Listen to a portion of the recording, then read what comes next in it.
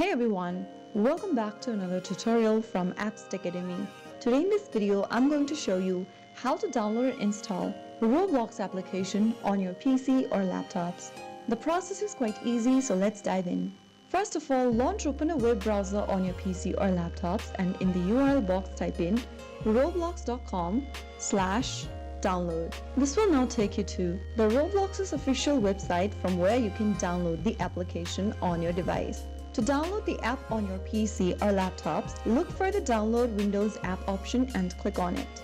Now the download file will be downloaded. At the top right, click on Open File and follow through the installation process.